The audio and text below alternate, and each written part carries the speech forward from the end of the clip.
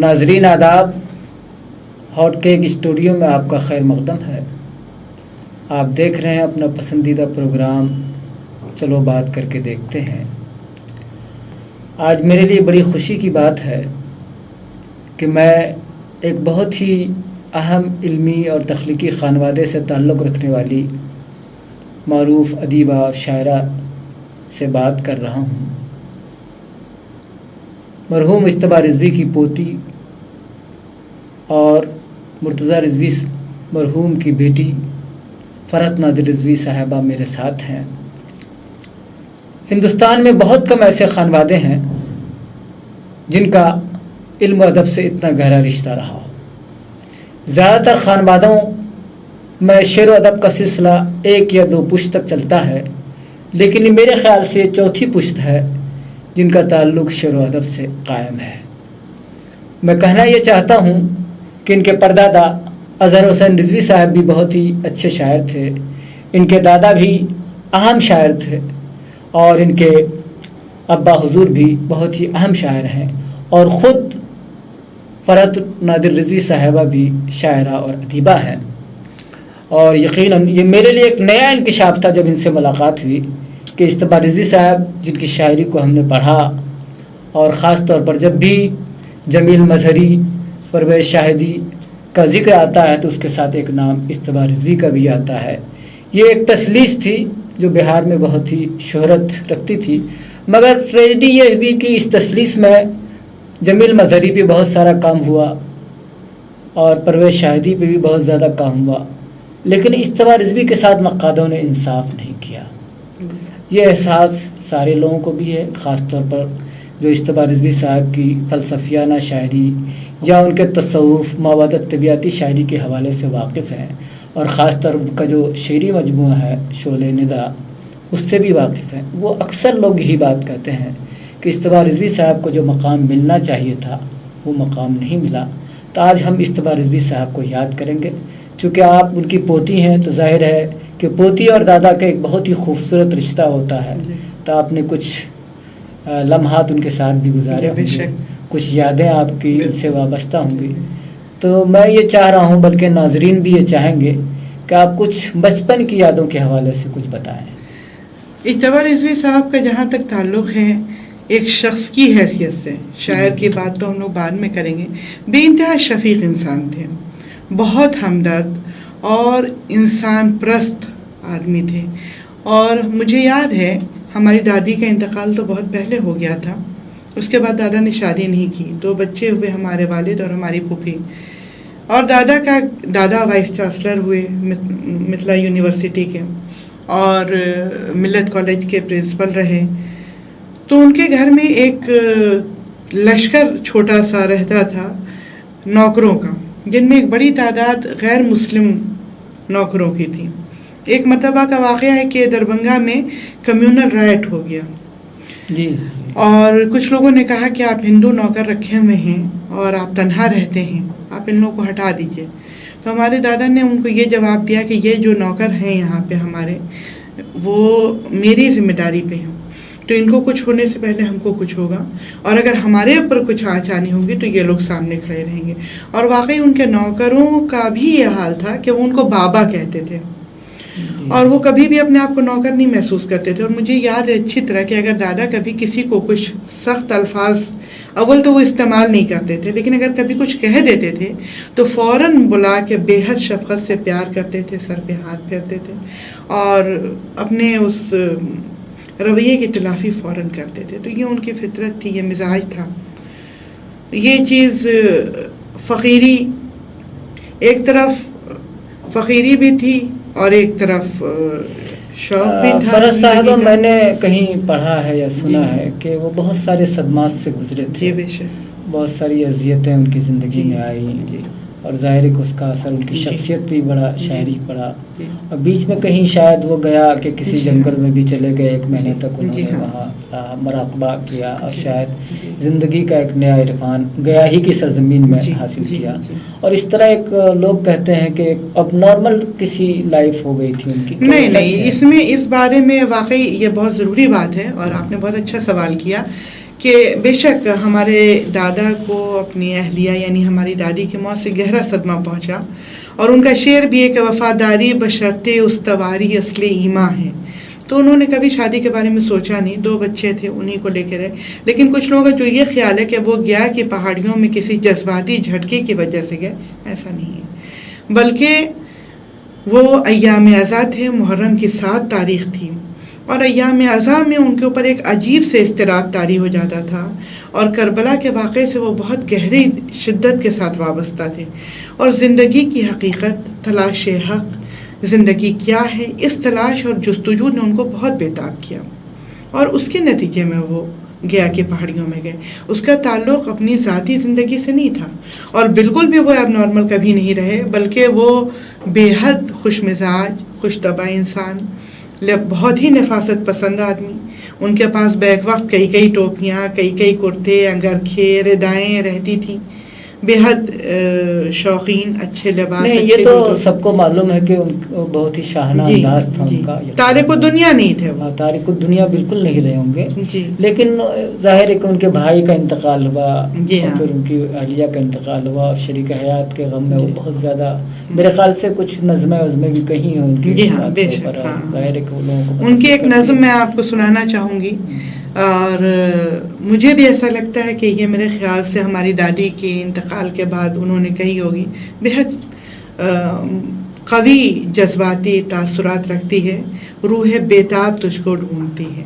نظم کا نام ہے جیسے اندھی کوئی بھکارن ہو، بھیگ دن بھر گلی گلی مانگے، اور سرے شام اپنی گٹری کو اپنے ہاتھوں سے آپ گم کر دے. رات بھیگی فقیر سب سو جائیں، اور وہ رستہ ٹٹولتی ہی رہے. یوں ہی اے میرے گمشدہ محبوب، روح بیتاب تجھ کو ڈھونڈتی ہے. آپ نے جو فقیر کا ذکر کیا، مجھے یاد آتا کہ ان کی ایک نظم شاید مرد فقیر. جی ہاں، مرد فقیر کی بہت ہی اچھی نظم ہے. جی. تو اس نظم کا بنیادی کیا تصور، کچھ خاص وجہ ہے کہ لوگ اس کا خاص؟ مرد فقیر کا معاملہ یہ ہے کہ وہ اس نظم کے حوالے سے، ایک تو مرد مومن تو فقیر ہوتا ہی ہے. جی جی جی. جو ایمان ہے، وہ ایمان انسان کو دنیا میں رہتے ہوئے فقیر بنا دیتا ہے. تو ایک طرف وہ فقیری ان کی زندگی میں تھی، یعنی ایک طرف تو وہ وی سی بھی رہے، وائس چانسلر رہے ملت یونیورسٹی کے. پرو وائس چانسلر تھے، اور ملت کالج کے بانیوں میں تھے. جب ملت کالج بالکل اپنی ابتدائی دور میں تھا تو اس وقت ان کو وہاں کا پرنسپل بنا دیا گیا، اور بڑی محنت سے انہوں نے اس کالج کو آگے بڑھایا. تو قوم کے لیے ان کا یہ رول تھا. بچوں سے بہت انوالو تھے، بہت محبت کرتے تھے، ہم لوگ گھمانے لے جانا، ہم لوگوں کے لیے طرح طرح کی چیزیں خریدنا، تو وہ بھی تھا. اور ایک بے نیازی کی بھی کیفیت تھی. ہاں، تو فرز صاحبہ، مجھے جیسا کہ آپ نے ان کی بے نیازی کا ذکر کیا، تو مجھے کچھ ایسا لگتا ہے کہ شاید جو ناقدین نے ان کے ساتھ انصاف نہیں کیا، یا ان کے اوپر جو مضامین نہیں لکھے گئے، تحقیقی مقالے نہیں آئے، تو اس میں ان کی بے نیازی کا دخل تھا یا نقادوں کی ناانصافی کا ہے؟ دونوں ہی باتیں کہی جائیں گی. دیکھیے کہ جو بھی گوہر ہوتا ہے وہ خود سے تلاش کرنے والوں کو بلاتا نہیں کہ ہم گوہر آبدار ہیں، ہم کو اٹھاؤ اور سجاؤ اپنی انگشتری میں. یہ تو آپ کی نظر ہونی چاہیے. اگر آپ کے اندر شناخت ہے تو آپ خود پہچانیے نا کہ آپ کا گوہر کون ہے. کبھی کوئی آبگینہ خود کو پکار کے بتاتا نہیں ہے. واہ، بہت اچھا. تو یہ تو جو گوہر شناس عام طور پہ یہ عام ناقدین کا یہ رویہ رہا ہے. اکثر لوگوں کو، تخلیق کاروں کو شکایت رہتی ہے کہ انہیں ان کا مقام نہیں ملا، یا جس کے مستحق تھے وہ چیز نہیں ملی. یہ مارکیٹ کرنے کا جو زمانہ ہے اب، جس طرح سے لوگ اپنے آپ کو مارکیٹ کر رہے ہیں، ادیب ہوں، شعراء ہوں، جو بھی، ایک تو یہ اس زمانے میں یہ رویہ تھا نہیں. لوگ خود کو مارکیٹ نہیں کرتے تھے، یہ بات پسند نہیں تھی. دوسری چیز یہ کہ واقعی دادا کو، ہمارے دادا بالکل بے نیاز تھے ان چیزوں سے کہ ان پہ آرٹیکل لکھا جائے یا ان کا انٹرویو لیا جائے. اگر کوئی آ جاتا تھا اور ان سے کچھ گفتگو کرنا چاہتا تھا تو وہ انکار بھی نہیں کرتے تھے، لیکن اس میں بہت زیادہ ان کو کوئی دلچسپی نہیں تھی کہ لوگ ان کو جانیں یا اپریشیٹ کریں. تو اجتباء رضوی کے حوالے سے بات کر رہی تھی، تو انہوں نے ظاہر ہے کہ مختلف اصناف میں بھی کلام، جی ہاں، اور رباعیات، نظمیں بھی ہیں، قصیدے بھی ہوں گے، مرثیے بھی ضرور ہوں گے. ان کی ایک نظم کے بارے میں نے سنا ہے، صبح بنارس کے عنوان سے کوئی نظم. صبح بنارس کے عنوان سے ان کی بے حد خوبصورت نظم ہے. جس میں بنارس کے گنگا گھاٹ کا منظر پیش کیا گیا ہے. کرن سوئی ہوئی آنکھوں پہ چمکی کھل گئی آنکھیں، کھلا میخار کے ذوق طلب سے باب میخانہ، صنم خانہ تو ان کا گھر ہے، دیکھو عکس مسجد کو، خدا کا گھر جھکا آغوش کھولے بے قرارانہ. تو یہ بہت ہی خوبصورت نظم ہے ان کی، اور عوامی انٹرسٹ کی چیز ہے، جس میں ہندوستان کی صبح، بنارس کی صبح زندہ نظر آتی ہے. اور اس سے ان کے میلان کا بھی پتہ چلتا ہے کہ ان کا میلان جو تھا وہ کتنا آزادانہ تھا. انہوں نے صبح بنارس میں جو اس کی جو رومانیت ہے، جو اس کی جمالیات ہے، جو اس کی جو روحانیت ہے، ان تمام چیزوں کو، اور جو فطرت کا حسن ہے، ان تمام چیزوں کو ہم آہنگ کر کے پیش کیا. اور ان کی حسین ترین نظموں میں وہ نظم ہے صبح بنارس. مجھے لگتا ہے کہ ان کی شاعری کا جو خاص عنصر ہے، جیسے فلسفہ ہے، تصوف ہے، مابعد الطبیعت ہے، اس کی وجہ سے بہت سارے لوگ کہتے ہیں کہ وہ خواص کے شاعر تھے. تو کیا آپ اس خیال سے اتفاق کرتی ہیں؟ بالکل نہیں. عام طور پر چونکہ وہ فلسفیانہ مزاج کے مالک تھے، متصوفانہ مزاج کے مالک تھے، فقیری تھی ان کے اندر، تو جو پیاسے آتے تھے وہ وہی چیزیں سننا چاہتے تھے، انہی موضوعات کے تحت گفتگو کرنا چاہتے تھے، تو وہی باتیں ہوتی تھیں. لیکن جہاں تک ان کے کلام کا تعلق ہے، اس میں عوام الناس کے لیے بھی بہت کچھ ہے. لیکن ان کو ایک تسلیم کر لیا گیا کہ وہ بس مابعد الطبیعت کے شاعر ہیں، فلسفے کے شاعر ہیں، اور جب بھی گفتگو ہوئی تو اسی حوالے سے ہوئی. میں ان کا ایسا شعر جو عوامی بہت سارے، اب دیکھیے آپ شوخی کلام کا نمونہ دیکھیے کہ ہم تو آشفتہ سری سے نہ سنورنے پائے، واہ واہ، ہم تو آشفتہ سری سے نہ سنورنے پائے، آپ سے کیوں نہ سوارا کیا گیسو اپنا. واہ واہ، بہت اچھا. کتنی اچھا. دوسرا ایک یہ دیکھیے کہ حالانکہ یہ بھی اللہ اور بندے کے حوالے سے ہی ہے، لیکن آپ کلام میں شوخی دیکھیے، خوب تماشا ہم کو بنایا آپ تماشا آپ ہوئے، ہم کو رسوا کرنے نکلے کیسے رسوا آپ ہوئے. آپ نے چھپ چھپ کر اس دل میں اپنی ایک تصویر گڑھی، پوچھ کے جس کو ہم ہوئے کافر، کفر کا فتویٰ آپ ہوئے. واہ واہ، بہت اچھا شعر. طور پہ بجلی قصر میں شیریں، نجد میں لیلا آپ ہوئے، آپ تو کچھ ہوتے ہی نہیں تھے، کہیے کیا کیا آپ ہوئے. یہ تو میرا خیال ہے کہ تصوف میں شوخی کی مثال ہے میرے خیال سے، اور اس طرح میرے خیال تصوف کے جتنے بھی شعراء ہیں ان کے یہاں اس طرح کی شوخی ہے نہیں ملتی ہے. ہاں، جو اجتبا صاحب کی شگفتگی ہے، مزاج کی شگفتگی کلام میں، یا اگر رومانی بھی دیکھیے اور جمالیاتی.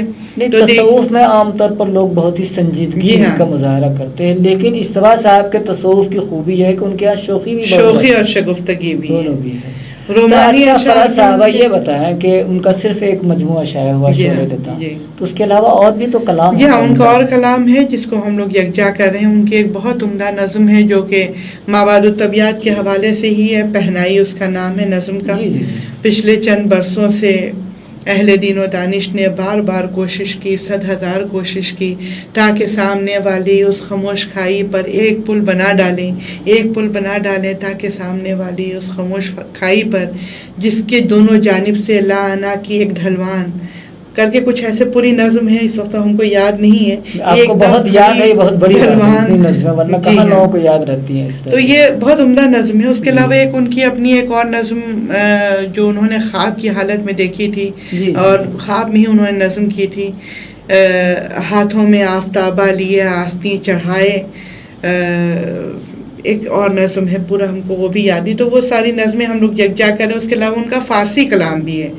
متھلا یونیورسٹی میں ان کے فارسی کلام پہ تحقیقی مقالہ بھی لکھا گیا، اور PhD بھی ایوارڈ ہو چکی ہے اس کے اوپر. تو وہ بھی ہے، اس کو ہم لوگ یکجا کر رہے ہیں، اور انشاءاللہ بہت جلدی وہ منظر عام پہ آئے. یہ بڑی خوشی کی بات ہے کہ آپ نے ان کی تخلیقی روایت کو قائم رکھا ہے، برقرار رکھا ہے. اور مجھے یقین ہے کہ اجتبا رضوی صاحب کے حوالے سے ہمارے ناقدین اب جاگیں گے، اور اچھا کام ہوگا ان کے حوالے سے. خاص طور پر جامعات کے اندر ان پہ کام ہونا چاہیے، تحقیقی مقالے لکھے جانے چاہیے. آج جبکہ جامعات میں زندہ شخصیات پر، بلکہ بہت سی غیر معتبر شخصیات پہ تحقیقی مقالے لکھے جا رہے ہیں، تو ایسے میں ضرورت ہے کہ ہم اجتبا رضوی صاحب کو یاد کریں، انہیں فراموش نہیں کرنا چاہیے. لیکن ہماری ایک بہت بڑی ٹریجڈی ہے کہ ہم اکثر جنوین فنکاروں کو فراموش کر دیتے ہیں، اور میرا خیال ہے کہ اجتبا رضوی صاحب کو بھی فراموش کیا گیا ہے. انہیں یاد کرنے کی ضرورت ہے۔ فرحت نادر رضوی صاحبہ، آپ کا بہت بہت شکریہ، آپ نے اجتباء رضوی کے حوالے سے ہم سے کچھ باتیں شیئر کی، اور انشاءاللہ آپ سے پھر گفتگو ہوگی، کیونکہ آپ نے ان کی تخلیقی روایت کو قائم رکھا ہے، اور ماشاءاللہ آپ کا پورا خانوادہ اس روایت کو قائم کیے ہوئے ہے جو روایت آپ کے دادا پردادا نے قائم کی تھی۔ شکریہ، بہت بہت شکریہ۔